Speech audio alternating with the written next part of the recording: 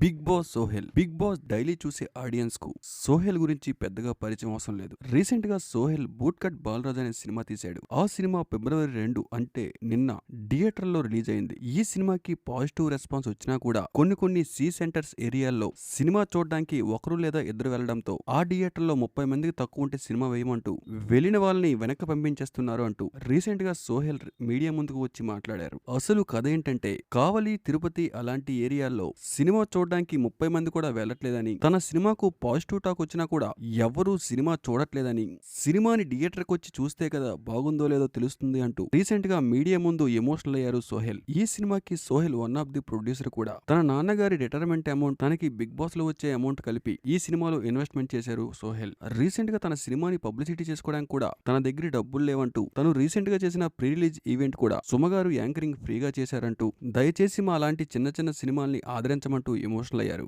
Cinema review విషయానికి వస్తే ఈ సినిమాకి రీసెంట్ గా ఇచ్చిన కొద్దో గొప్ప రివ్యూస్ కూడా అన్ని నెగిటివ్ రివ్యూస్ ఇచ్చారు. సినిమా థియేటర్ సినిమా కాదని, ఓటీటీకి ఎక్కువ థియేటర్ తక్కువ అని, ఫస్ట్ హాఫ్ మొత్తం టెస్ట్ మ్యాచ్ లా ఉంటుందని, సెకండ్ హాఫ్ గురించి ఎంత తక్కువ మాట్లాడుకుంటే అంత మంచిదంటూ ఎవరికి నచ్చినట్లు వాళ్ళు ఈ సినిమాకి రివ్యూస్ ఇచ్చారు.